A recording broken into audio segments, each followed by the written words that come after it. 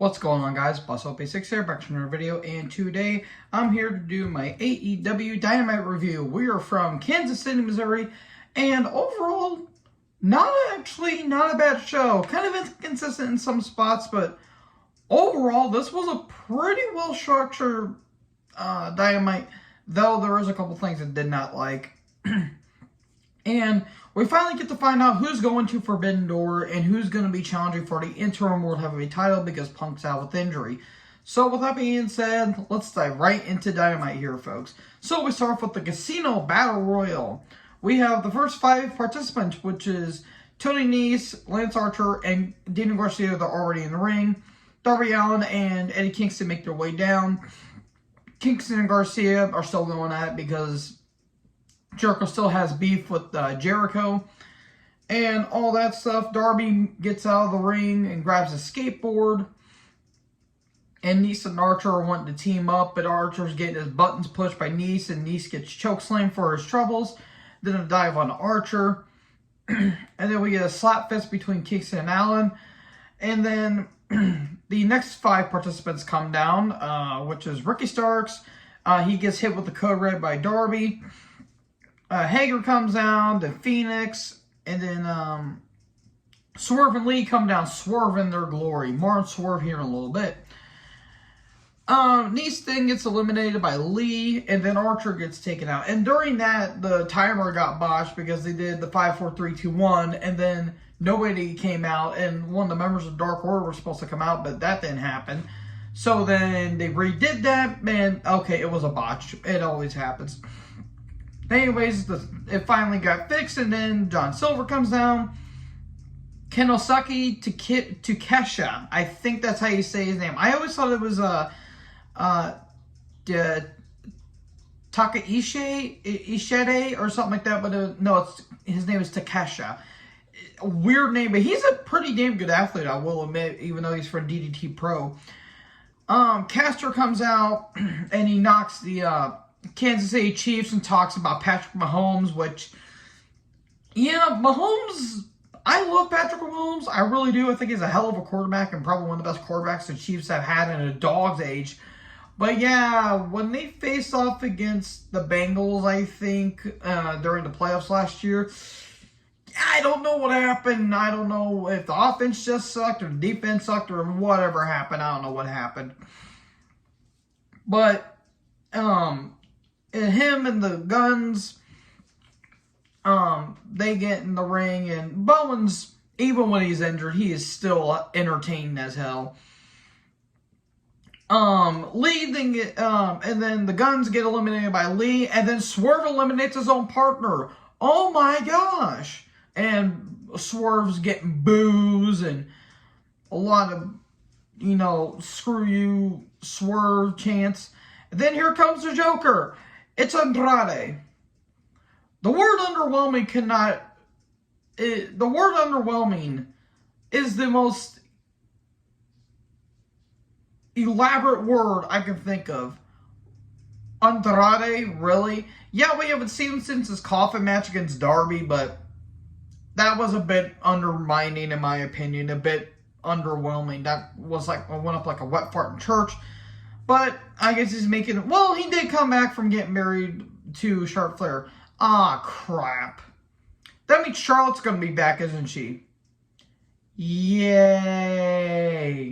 Great.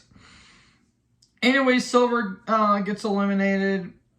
Or, actually, I skipped over a couple. So, Caster and Guns came out. And then Hobbs comes down. The Red Dragon comes down. And then Dante Martin, and then Wheeler Yuta comes down. He gets a huge pop. Caster gets eliminated, and then the Guns get eliminated, and then Swerve eliminates Lee. And then Andrade is the Joker. Then Silver get eliminated. Kingston and Hager and Garcia get eliminated, and then they still have a little bit of a brawl. And then Takesha gets eliminated. Martin gets thrown out, and so does Starks. So now we're down to the final 6, I think.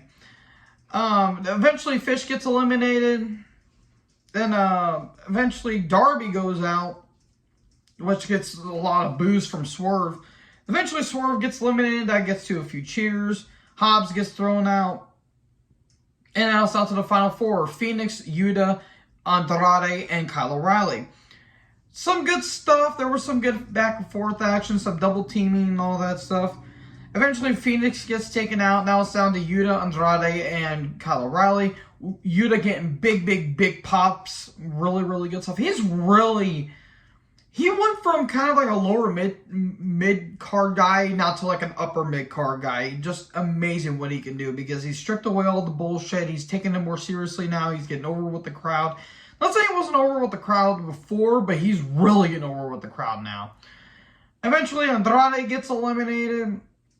And after some back and forth, O'Reilly eliminates Yuta. And it's going to be O'Reilly versus Mox. And the winner will go on to be at Forbidden Door, and we'll face the winner of Hiroki Goto and Hiroshi Tanahashi at the Minion.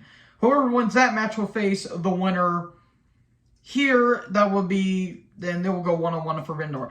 It sounds convoluted as all living fuck, but it's simple but so confusing the way they word it. So anyways, Moxley is backstage, and he told us back in back in January, he was going to take AEW by the balls. And he says it's been a weird year. He's not really wrong in terms of how he's being booked. But he says he wants to make it his best year. And he says he's been here for 3 years. All that good stuff. Commentary, they say Punk's surgery went well, so good on Punk. Hope he gets back soon. Then we get a new title, the All-Atlantic Championship. Okay. Somebody on Twitter posted all of the title belts that AEW has. They're not wrong. They have a shit ton more belts than you actually think because they have the rights to ROH as well. And not to mention they also have the AAA tag team titles as well. Yeah, all those belts. Jesus, Lord of Murphy. I thought WWE had a bad habit of having too many belts. They look like, AEW makes them look like peanuts compared to what they are. Okay, it's an 8-man tournament. And whoever qualifies, it will be a fatal 4-way at Forbidden Door. So the participants are Buddy Matthews, Pac, Miro, Ethan Page, who were the other? It was Penta and Malachi Black, and then 2 New Japan members. Okay, and again, whoever qualifies will be in a fatal 4-way to determine the new champion at Forbidden Door. So anyways, we got Pac versus Buddy Matthews. Man, it's like 205 Live never died. This was a good match. Really good match. I don't really give a shit about the storyline because it was inconsistent as shit. But these two are put on a fucking barn burner of a match here, folks. There were some good strikes, a lot of good selling, especially by Buddy Matthews. He sell his dick off throughout this entire match. Pac is a goddamn just masterclass in the ring. He's smooth, he's crisp in the ring. There was a poison run at one point. Why? Why do you keep doing that shit? And then, in the end, a few more strikes. The Black Arrow, 1, 2, 3, and Pac wins. Death Triangle comes down. And there you go. Pac moves on, and he's going to be one of the members of the Fatal 4-Way at Forbidden Door. Okay, good stuff. Kingston's backstage. And he says he's tired of all of this. He still wants to get his hands on Jericho in the worst way possible. He wants Hager on Rampage, and he said he doesn't care if it's part of the NBA Finals or the NHL Finals. He just wants Hager. And he eventually does get Hager. Trent comes down. He's kind of bummed out because it's National Best Friends Day, and his friends aren't here. He says he wants a tag title rematch because FTR are fighting champions. But they didn't win, but they also didn't lose because it was a disqualification because of Jeff Cobb and Great Khan's interference last week. So then FTR comes down, and he said, well, you are right, and if your partner, Rocky Romero, was here, but he's in New Japan right now because of the, I think it was the G1 Cup, or I think it was the G1 Cup, I think that was going on. That's why Yuto hasn't been on TV in a little bit, because he was over in Japan doing his shtick over there. And Romero, he's part of the G1. And they said if they could, but unfortunately they can't. And then Dax calls O'Connor and Cobb Ospreay's bitch boys. And who called my name? Will Ospreay shows up to a pretty big ovation. And all of a sudden, Aussie Open, aka Kyle Fletcher, Mark Davis, and Aaron Henare attack. And okay, United Empire invades AEW. And we're going to get a 6-man next week. Or on Rampage, actually. Okay. Ospreay's a really good talent. His peak really got topped in 2019 for me. I'm sorry. And plus, if he keeps braining himself, he's going to have more goddamn neck injuries. So he needs to probably slow down on that shit. Not to mention, him outside the ring, he just seems a bit douchey. But he's a hell of an athlete, but still, you need to slow down on that shit. So then the Undisputed Elite, Tony Schiavone and William Regal's backstage. Tony is all over throughout this entire show. He's really getting in his cardio. Regal's backstage and he says, O'Reilly, are you sure you want to do this? Because Moxley's meaner than ever and he knows him really well. Okay, it was whatever. Then we get Adam Hangman Page with Horse. He's got Horse. Taking on David Finlay. Adam Cole, baby, on commentary. Man, David Finlay is very underappreciated. I feel like he gets unrecognized by some of the U.S. audience, but in Japan, he's a really big name. I mean, just check out his stuff with him and Juice Robertson, a.k.a. Finn Juice. Great shit there. Dave Finlay, hell of a talent, and he is the son of a Fit Finlay as well. Him and Page put on a pretty damn good match. Page got his knee targeted. There were some good spots. David Finlay kind of looks like Matt Seidel, but a bit bulkier and has a lot more pounds on him. Again, some really good strikes, some pretty damn good near falls. But in the end, Buckshot Lariat 1, 2, 3, and Page wins. Then Page grabs the mic and he says, there's not only one world title in the world. He wants the IWGP World Heavyweight title. He wants Okada. Yes, give me that match, please. But then Cole's like, whoa, slow your roll there, Chief.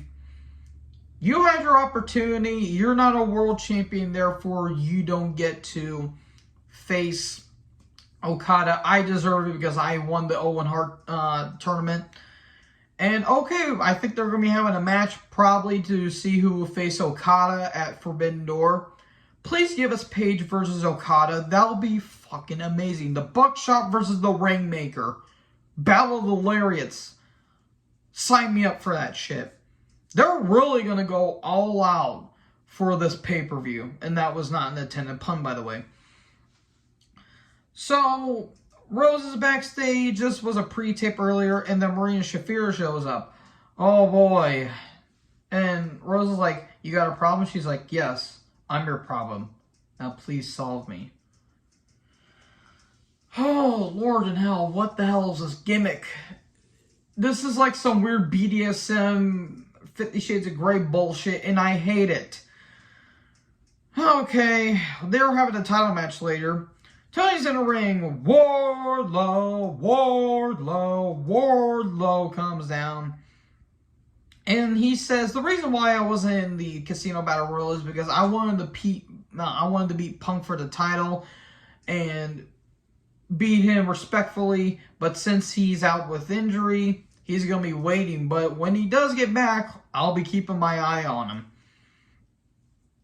And he says, as for right now, there is a title I would like to have, and that's the TNT title. He wants to bring the prestige back to it. And then Sky Lambert and Page come down. And, okay, we're going to have a rematch, apparently, between Sky and Wardlow. But then we come back, we get to backstage, and Smart Mark Sterling is like, no. After the bullshit you pulled last week with ripping up the papers, you're going to be having a 20v1 elimination match. You get to take on 20 of the security guards next week. Okay, Wardlow basically killing bitches left, right, and center. Sounds like a good idea to me. So anyways, the Bucks are in a hotel room of some kind, and you say they're the best tag team in the world. You're not even close. And then the Hardys show up and says, well, yeah, you may have beaten Jungle Boy, but you didn't beat us at the pay-per-view. And then Jurassic Express and Cage just show up the hell out of nowhere. And Cage says, you know, you guys do have a point, but you didn't win. You didn't beat Jungle Boy for the tag titles. You just beat him. So how about next week we have a triple threat ladder match? Because why the fuck not? It's going to be Hardy's, Bucks, and Jurassic Express in a ladder match. If they don't pull the trigger on Cage's heel turn, then I don't know what the fuck we're doing. It's going to be a car crash, and I might like it, but I also might hate it. Hardys can't go anymore. They can't. Jeff is going to die in that ring, and also probably Matt. Thunder Rosa versus Marina Shafir for the women's title, and oh dear. Ooh, this was not good. Thunder Rosa can only do so much, and Marina Shafir has no personality. When she came out, you could have heard a pin drop, and that arena went silent. Because nobody's really invested in Marina Shafir. She's not a terrible athlete, but she has no personality, no good promos, no good charisma, nothing. She's just, oh, I can do a bunch of MMA moves in a wrestling ring. It's like Ronda Rousey, except Ronda at a point actually gave a shit. Good God, this was not a good match. The crowd did not care. This went on for way too long. Went longer than it should have. Thank God Thunder Rosa won, so we don't have to go through that glorified shit all again. And then she gets attacked by Shafir. Then Storm comes out. She fends her off, and then Tony grabs the belt and doesn't give it to her. Tony Storm versus Thunder Rosa? Sign me up for that. That would be amazing. So then, Tony Schiavone, Stokely Hathaway, the baddies section, and Jade are backstage. Jade's going to be taking on Athena on Rampage for the title, and Chris Statler is going to be taking on Red Velvet. Okay. And, of course, Jade says, Tony, cut the shit. I don't get it. So, anyways, we get Kyle O'Reilly versus Jon Moxley. Winner goes to Forbidden Door. Regal on commentary. Fucking brutal is what this match was. This was stiff as all living shit. O'Reilly just being goddamn O'Reilly and being an absolute masterclass in the ring. Moxley is vastly improving. He was great beforehand, but I feel like he's starting to improve as the years go on. Because, yeah, he can be a brawler, but he can also do a lot of technical stuff too, like the submissions. Especially with that Bulldog choke and that King Kong lariat. Good Lord, that can decapitate someone. I get Stan Hansen vibes off that shit. Great strikes, brutal chops, and some brutal stiff work from both guys. O'Reilly encounters a pile driver into a triangle choke because that was absolutely beautiful. Some brutal knee shots, a hammer and anvil elbows by Moxley. O'Reilly wouldn't die. Moxley got his knee worked on. But in the end, knees to the face, paradigm shift, 1, 2, 3, and Moxley wins. And he's going to face either Hiroki Goto or Tanahashi. I would like to see him face Goto, but it's obviously going to be him versus Tanahashi at Forbidden Door. So, there you have it, folks. That was AEW Dynamite. What did you guys think about this show in the comment section below? Make sure to like, comment, subscribe. Join the herd. I'll talk to you guys next video. Peace out.